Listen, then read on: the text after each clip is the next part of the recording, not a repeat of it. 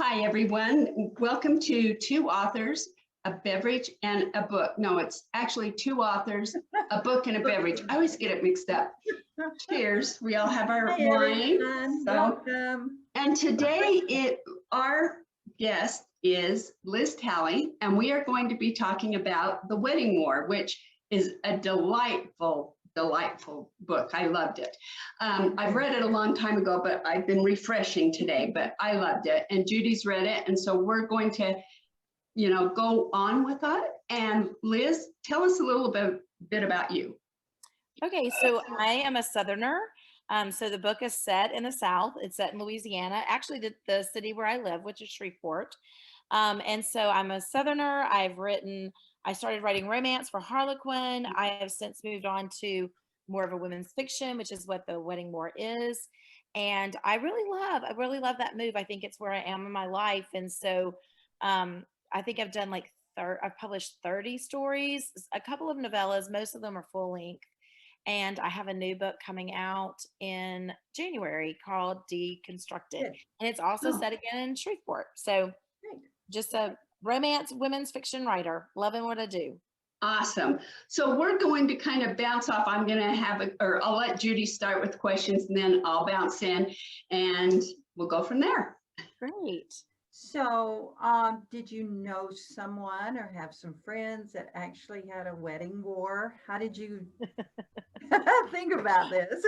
Well, yeah. So for one thing, I think weddings are extremely high tension. There's a lot of emotion and a lot of tension when it comes to weddings. So it's great fodder for any story.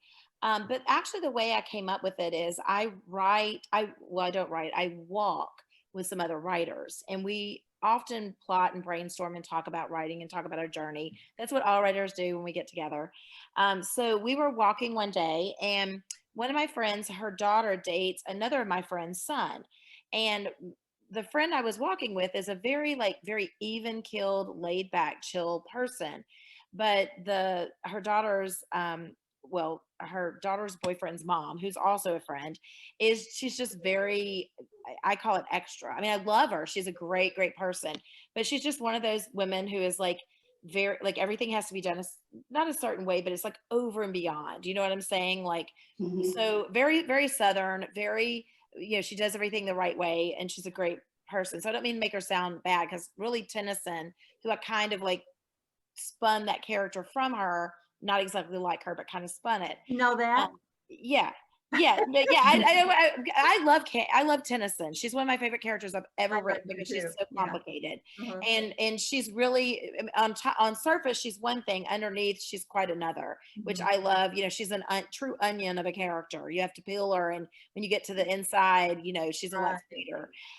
So I love Tennyson, but I was saying to my friend, I was like, oh, if they keep dating, y'all might get to do a wedding together, as a joke. And she was like, oh my goodness, I never thought about that. And I was like, yeah, that's going to be fun, because y'all are so different. And then I started thinking, I was like, I could write a book that's kind of similar to that. And they kind of laughed about it. And I said, no, really, I think that would be a fun book to have, instead of it being about the brides, it's always about the brides. I want to do the mothers, because the mothers, and then it just kind of spun from there. So I really had a great time writing about the mother of the bride and the mother of the groom, and writing about these two women who were once the best of friends, but now hate each other. And then they have to try to, get from engagement party to wedding without killing one another. I mean, it comes close a couple of times.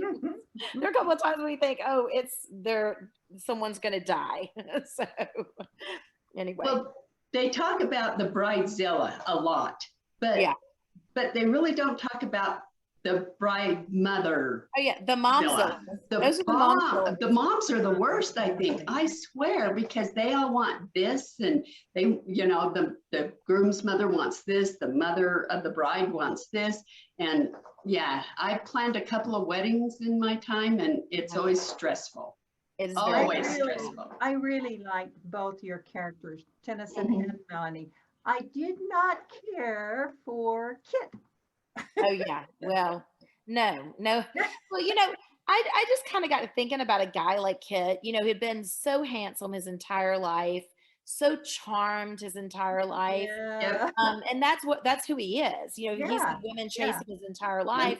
now he's getting a little older, and those handsome men get around 50, Yeah. they start feeling a little insecure. We have that midlife crisis that everybody kind of talks Right. about. And I think that's where Kit is. I think Kit, and really Melanie, I think she's like every woman. Like when you work so hard trying to make your children's lives perfect, your husband's life perfect, your mom, your whole world perfect, you're just exhausted. And a lot of times there's not a lot of room for that marriage. Right. And so I think that in some ways she just kind of accepted, like, maybe she doesn't try as hard, and maybe, and Kit obviously needs lots of attention, right? So Yep. when he starts getting that attention from that younger woman, Right. I mean, he likes it. He likes Feeds it. his ego. Yeah. That's a man. So, yeah, he's an interesting character. I don't Yeah. want to say he's totally like fleshed out. He's pretty one dimensional, but men like that are often one dimensional. Yeah, they So are. I didn't work so hard on him, but I knew exactly who he was. So Right. Well, and I love the kids that were getting married because they knew not, I love that the mothers kept the drama away from them. yeah, That's one thing that I really gave them credit for, because I thought, oh, they're going to ruin the wedding because they're going to bring out all this drama. But they Right. were really good about keeping it together. And I love the kids. They Yeah. just, they made it they were great awesome. kids. And I think, Emma kind of knew. She knew something was up. Like they kind of knew, but they didn't know. Yeah, Right. And so Emma knew these tensions were there, and she kept, I think she was very much like, let's keep it together. And, Mhm. as you do when there's two people who don't care for each other, she's trying to make it all just work. Let's just make it work. And then I think it was even, and I think she was spot on. Like when they had the cake tasting, you remember the cake I tasting? love the cake And tasting. Mhm. they're both, and Melanie is like, everybody likes, wedding cake flavor. And, of course, Tennyson wants something over the top. And then when that all happens and they start laughing, I think Emma's appalled. She's like, how are these two women acting this way? But to me, that was a breakthrough for Mhm. Tennyson and Right. Melanie, I- because it truly, truly was the moment where they both realized they were acting kind of ridiculous, and they start laughing about it. Yeah. And, to me, that was a true turning point in their relationship, in some ways, because they both realized this is ridiculous. And they both realized they still had something between them, right? There was still Mhm. something, if you're writing a romance about two people that hate each other, there has to be that commonality, that thread, that moment where they realize there's something between us, and maybe, just maybe, we can turn it around. And I think for this friendship, in that Mhm. moment, there was a maybe we can turn this around. Right. Maybe all is not truly lost, because we can laugh at ourselves. Right. So, I did love the hot cop though. oh yes, Joseph. He does not want to be called Joe. You're No. right. Joseph. Well, Yeah, he was a great character, and I wanted to give somebody to Tennyson who was like Tennyson, who got Mhm. Tennyson, who found Tennyson amusing, but could really see her. I think Joseph really sees her, and Mhm. she's spent her life with men who never really saw her, right? She's Right. always facing the wealthy guy or the artist or something that she thinks she's supposed to have, rather than the person who's perfect for her. And Right. Hot Cop is perfect for Tennyson, Yep. And I really love that relationship. I love the way that he fit her, and she didn't Right. even really fit I her. did too. So I did Yeah. too. And I love that it had a little bit of romance with that, Yeah. but it was a woman's fiction. right. And I'm always gonna do that, because I think romance is part of a woman's journey. Yeah. I'm not saying I will always, but I think in all the women's fictions that I've written thus far, they're geared more women's fiction than they are romance. But there's always an element of romance, and I Mhm. just kind of like that. I like Yeah. having a little bit of that's an important part of a woman's life. We have Right. home, and we have family, and we have our health, and we have all these aspects of ourselves. But romance is still a part of that. Well, So I agree. I love the fact your book, and you mentioned it somewhere in your book. I think it's somewhere at the beginning. Um, Beauty is friendship, Mhm. and that's so true. yes. Yeah, and I think, with this particular friendship, these two really needed each other. They balance each other out. So Right. Tennyson, at a certain point at the very end of the book, I have Emma tell her mother that. Emma is talking to her mother after this really dramatic, you remember drag queen bingo and what escalated at drag queen bingo. Yeah. I love that. So yeah. Well, Tennyson thinks she's doing something good for Melanie, and by talking to her husband, and really her husband takes it a different way. So Tennyson's very proud of herself. She feels like she's done something good to help her, and really it kind of backfired. And so when all that drama plays out and they really have this huge blow up, and Emma kind of confronts her mother a little bit, at the end, she says, Tennyson gives you wings while you give her a place to land. And that's what friends do. We lift each other up when we need to be lifted up, but we pull each other back to earth when we get a little too out there, a little too, in a path that we're not supposed to be. And so Emma sees that Tennyson's good for her mother, and that her mother is good for Tennyson. She can see that even in her youth, she's young, but she can see how these two women fit and balance each other out. And I love that someone can see the potential for that friendship and see that they belong together more than they should be apart.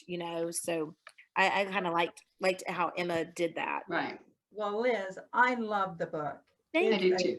For those of you that haven't read it, you need to read Wedding Warrior. Wedding War is a fun read, and it's just true to life, really. It's things that you meet every day.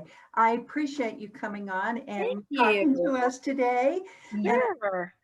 And one more thing, it is June, so June is wedding month, but I wanted to ask Liz if there's anything else that's going to happen with Wedding War, maybe. Yeah, so I think I was telling y'all, I did have it optioned to be shopped for a film. I do have a film agent, and I have some screenwriters who are working on a screenplay right now. So it's still a long shot, but out of any of my books that I've written, I really feel this one has a strong potential for film. It's just a very visual, like as I wrote it, it felt very visual. Like I was writing, I feel like more like I was writing a screenplay than a book in certain ways, because I could see everything play out. So yeah, I'm hoping that something will come of that. If not, then it's been fun to think about it, to think about how it could go to, from a book to some kind of potential film or TV or whatever. So yeah. And then I have some other books coming out. I had Adulting that just released in April 1st, which is a new book. And then I have another one coming out in January called Deconstructed. So both the same kind of thing, a little mixture of women's fiction, a little touch of romance. So, just the hallmark of what I'm writing right now. So thank you so much. And we really appreciated you coming today. It's been great. And everyone, I will have all her information on our YouTube page, and of course on my two authors page on my website, and so will Judy. And we will probably have some giveaways, so just stay on and watch the credits. So you guys have a great month in June, and read Liz's book. Thank you.